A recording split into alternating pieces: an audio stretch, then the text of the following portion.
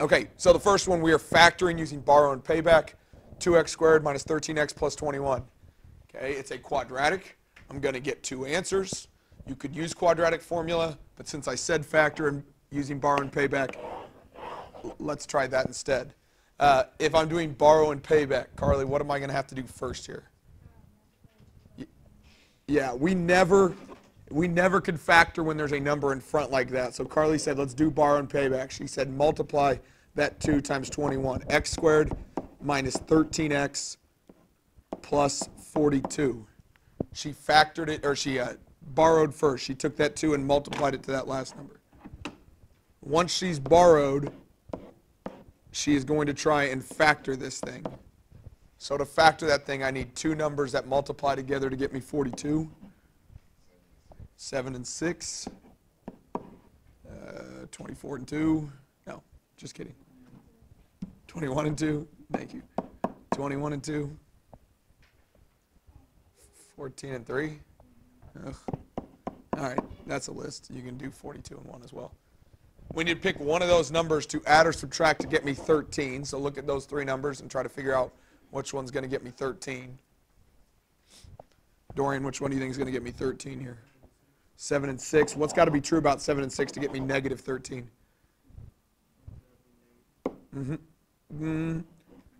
Not just one, because when I multiply them, it's got to get me a positive number. They both got to be negative. Negative 7 minus 6 gets me 42 when I multiply them. Negative 7 times negative 6. Once we've factored, great, that's our setup. Carly, coming back to you, what do we have to do now that we've factored that thing?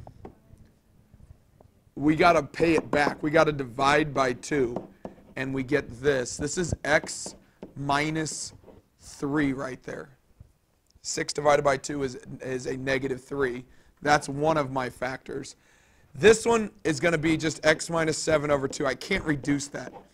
Sometimes, like a standardized test might ask for a factor instead of this. When we talk about factors, there's normally not a fraction. If they do that, one of the things that would happen is you would bring that 2 in front. It would look like this, 2x minus 7. That's the same thing as that. Okay, don't be weirded out sometimes if they ask you to do a factor. You factored it. If you can't divide by 2, and then they put the 2 in front. Okay, we don't like to do that because we're solving anyways, so it doesn't make sense to do that. X minus 7 halves and x minus 3, those are my two answers. Or those are my two factors, but I want answers. What do I need to do with those two numbers to get an actual answer here if I'm solving? Set it equal to 0, so in other words, I'm going to do what? Change signs. 7 halves and 3. Those are my two answers using borrow and payback. Questions with what I did there to factor? Yes, sir. 6 divided by 2. It's x minus 3. I'm then going to take x minus 3 and set it equal to 0. If I set it equal to 0, I'm adding 3, which is just changing my sign. All right, let's try one on your own now. So now that you've seen me do that one, in that second box, try that one. 3x squared plus 19x plus 20. In that box right next to it, go ahead and try that, and then we'll go over it here in a minute. All right, checking your work here. So I had the 3 in front. I borrowed that 3 to get 60. I wrote down all of the multiples of 60 over there. Which one of those combinations over there is going to add or subtract to get me 19? 15 and 4. Let's look. X plus 15 and x plus 4. Those two numbers multiplied together gets me 19. And when I multiply them, it gets me 60. We did borrow in the beginning. We multiplied by that 3. So now we're going to pay that back. We're going to divide both those numbers by 3. This would be x plus 5. This is just x plus 4/3. Again, sometimes they might ask for the actual factor. You would take that 3 right there and move it in front of that x. It'd be 3x plus 4. Sometimes they might ask that instead of x plus 4/3. It's the same thing. Okay, not my answer because I need to set it equal to 0. X is negative 5. X is negative 4/3. Borrow and payback. Show me with your fingers. All right, now we're going to quadratic formula. So when we're doing quadratic formula, it's a trinomial, 2x squared, 6x, and a 3. Okay? It's got to be equal to 0. This one is equal to 0. Yes, ma'am. If you did borrow and pay back, you could, but I'm asking you to know how to do quadratic formula. Okay, I'm not sure. I think it does work here. Yeah, so we're going to do A, B, C here instead. So A, B, and C. Sometimes borrow and paybacks works. Sometimes it doesn't on quadratic formula because we get the weird like square root of whatever numbers or an imaginary number. Here we're going to do quadratic formula and see if that works. It always does. So I got A is 2, B is 6, C is -3. We are doing quadratic formula. Okay, again, remember what that looks like and how we plug in. Oh, not that. There we go. There's quadratic formula. Let's look at it here. So it says -b plus or minus b squared minus 4ac all over 2a. This is my b. It goes first.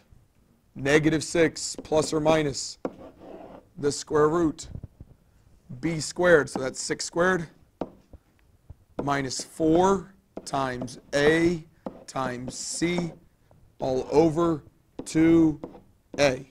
2 times 2. That part is just a plug-in part. Hopefully you're at least somewhat comfortable doing that. Once I've set that up, I'm going to do what's underneath the square root next. Okay, so Kenneth, if I'm doing underneath the square root, I'm just looking here. What am I going to get when I take 6 squared? 36. How many minus signs do you see there? If you have 2 minus signs, is that going to be a plus or a minus? It's a plus. It's 36 plus, because he's got 2 minuses. 4 times 2 times 3. 6 times 4 would be 24. 36 plus 24 would be 60. Can we take the square root of 60?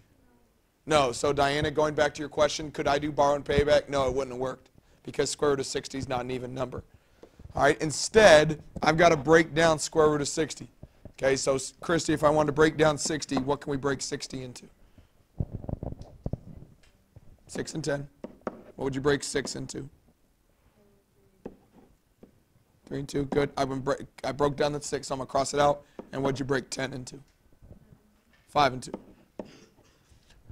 Now that she's broken that whole thing down, we can now rewrite the radical. So remind yourself of how we rewrite the radicals here. We are looking for pairs. Christy, do you have a pair of anything? You got a pair of 2s. Since you have a pair of 2s, where does that 2 going to go? On the outside. She puts the 2 out in front. This 3 and that 5 did not have a partner. So since they did not have a partner, where are those going to go? Inside, and what do I got to do with them? 3 times 5 gets me 15 left underneath.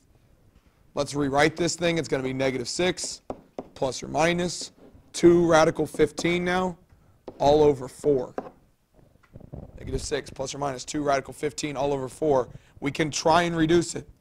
If you can reduce, you got to be able to reduce this number, and that number all by the same thing.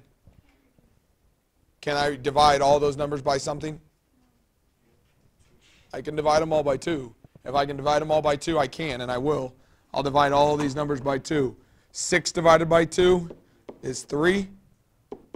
2 divided by 2 is 1. And 4 divided by 2 would be 2. That's the simplified answer. If you gave me the answer in pink, you're mostly right. You're doing really well. But you could reduce a little bit more and get the answer in blue, since all the whole numbers can be reduced by 2. Questions on quadratic formula?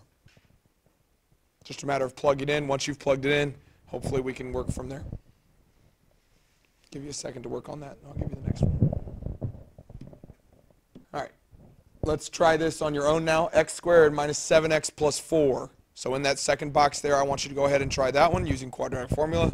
Give you a minute or so to get started, and then we'll go over it together. Go ahead and try that. So x squared minus 7x plus 4. A is 1, B is -7, C is 4. I plug into my formula.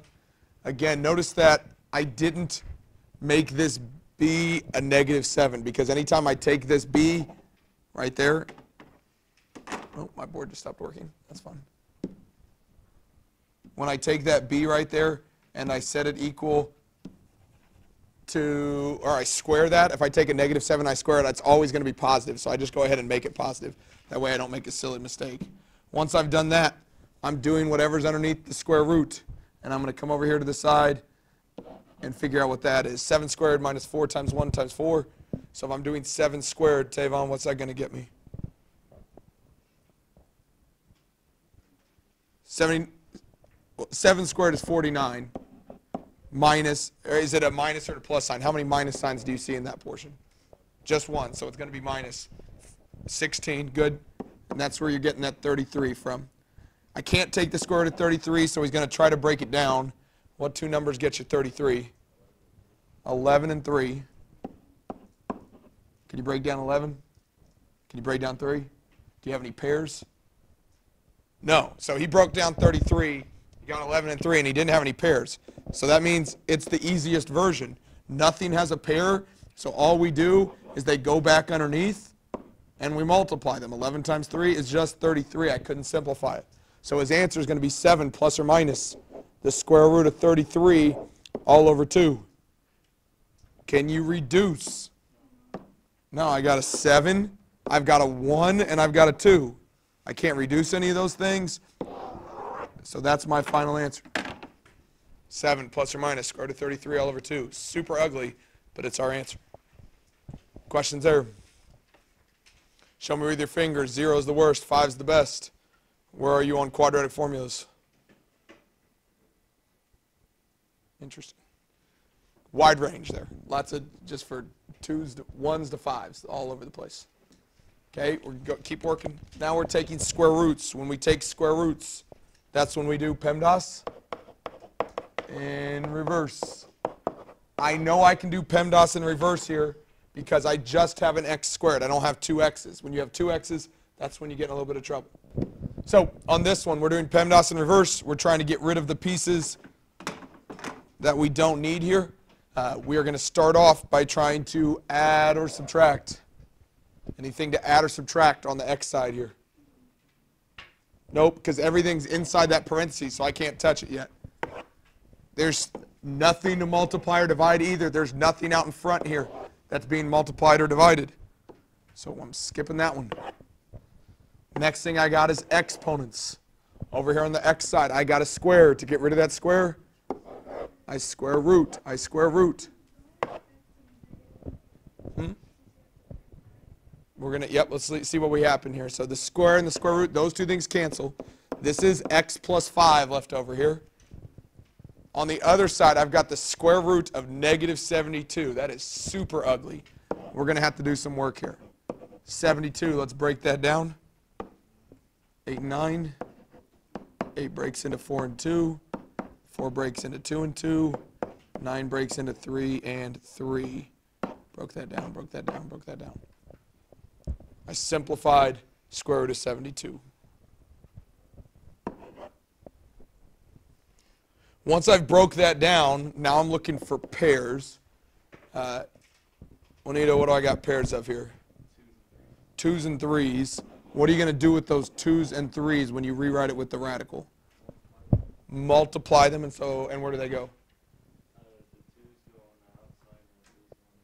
Oh, you were good until there. You said multiply them, right? They both go on the outside because I got a pair of each, so you're good. 2 times 3 is going to give him a 6 out here. This 2 doesn't have a buddy, so it goes back underneath. What other thing am I not including here that I need? It was a negative 72, and I just broke down 72. If I'm taking the square root of a negative, what else do I need? I need an I. Anytime I square root a negative, I need an I. So not only is it 6 square root of 2, it is 6I square root of 2. 6I square root of 2. Still missing something.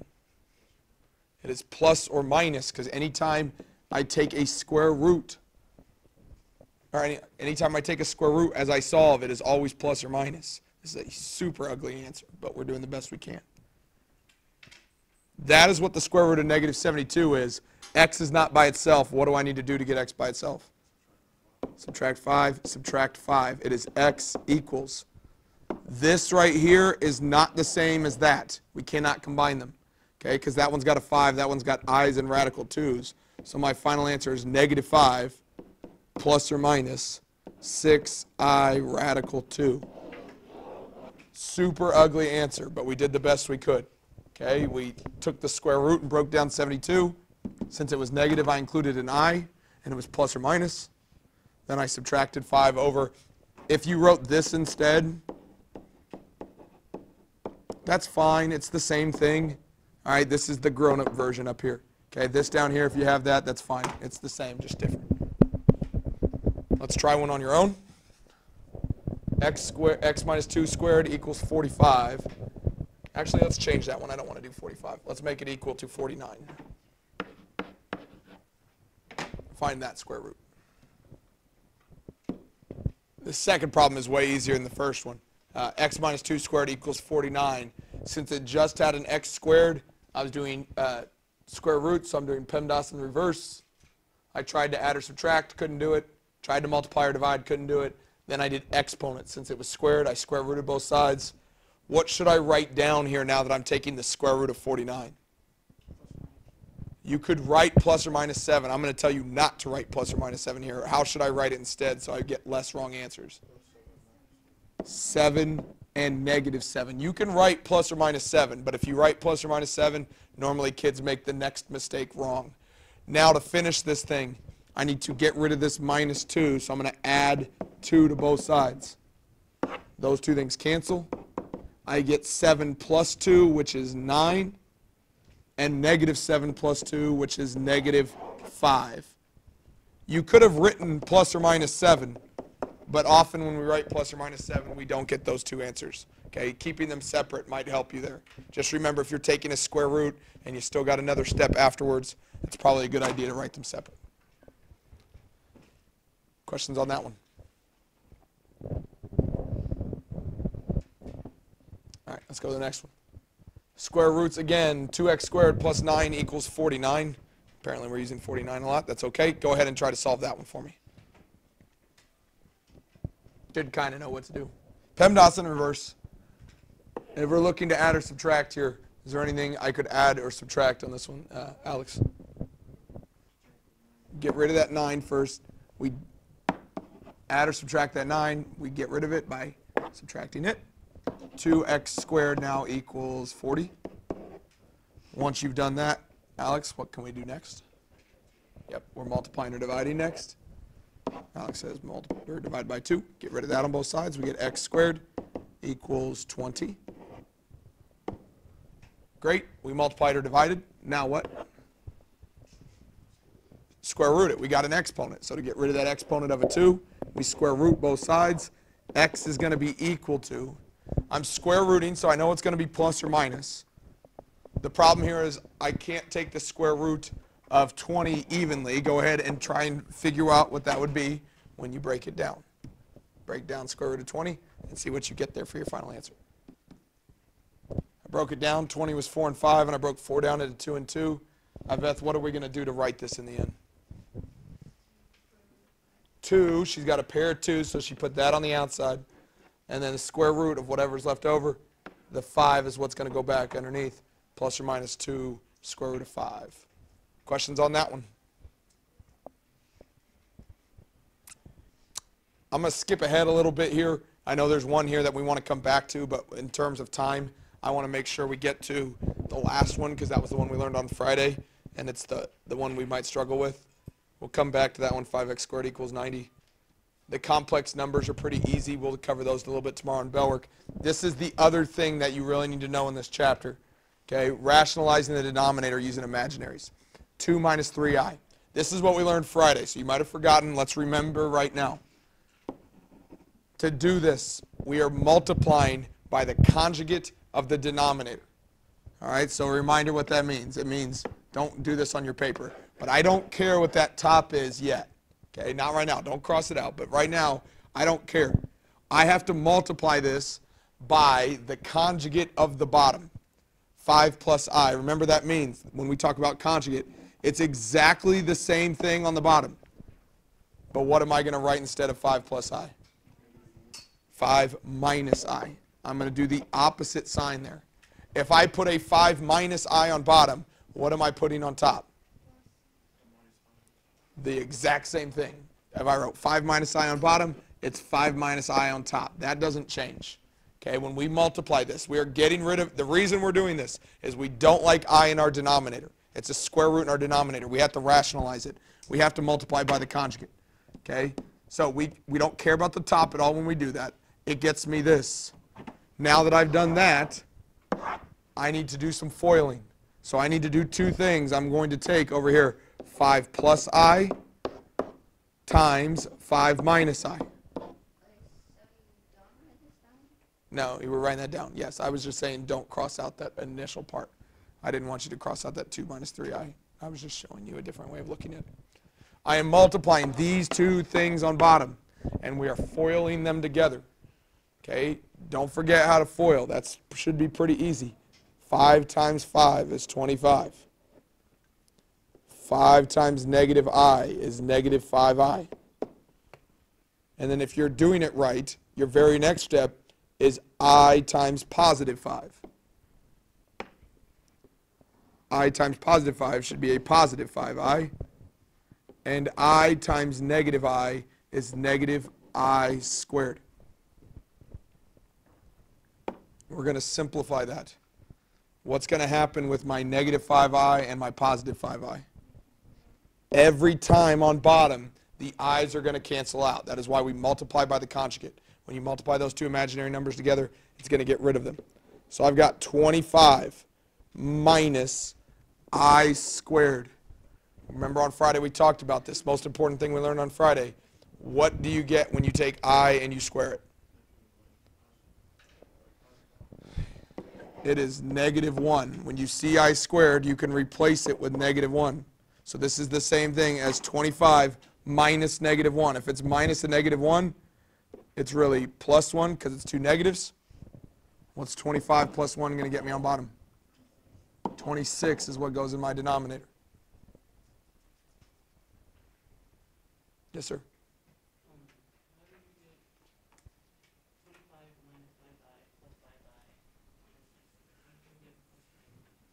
I times 5.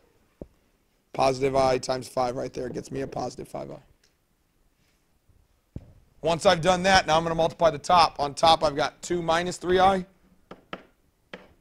times 5 minus 3i. Go ahead and try and FOIL that. See what you get with that part.